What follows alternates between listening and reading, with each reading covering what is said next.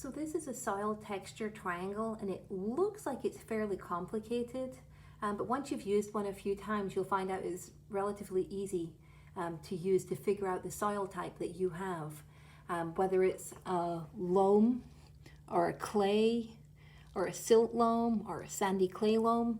There's lots of different soils that you can see on there that if you know your percentages of sand, silt and clay, then you can figure out your soil type from this.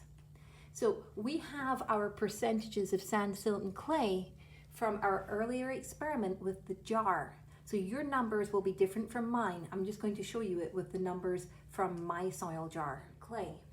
Well, if you look at the triangle, this side of the triangle is 4% clay. There's 0 to 100%. This side of the triangle is 4% silt, from 0 to 100% silt. Then the final side is for sand, from 0 to 100%. One of the ways that people goof up is that they use the wrong number on the wrong side of the triangle.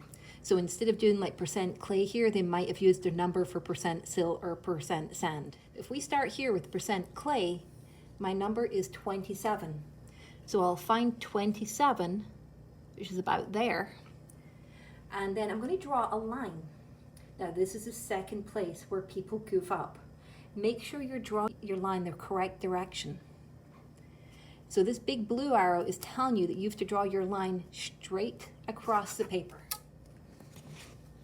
Okay, so there's my 27% clay. Next, we need 24% silt. So there's 24%. Now here, we don't draw the line straight across. We draw the line this direction. So where the two intersect, where they cross, that should be the answer. The jar that I had should contain sandy clay loam. The way to tell that you have not messed this up is to use the last percentage. And if that crosses in the same area, then you've correct it, you've got the right answer. So we need 49% sand. So 49% is here. And you can see the line says to draw the line that way. So the arrow says to go that way.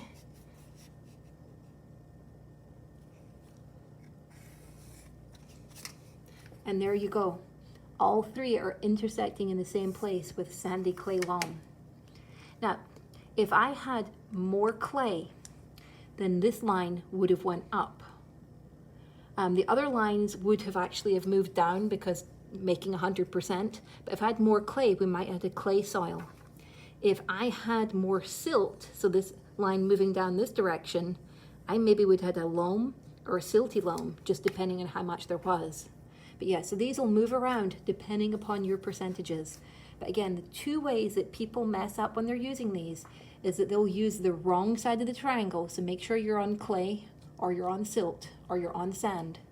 Then the second thing to do is to draw the line the wrong direction. And that's why I made them big and bold and blue on here. So for clay, you draw straight across. For silt, you draw down at the diagonal. For sand, you draw up at the diagonal.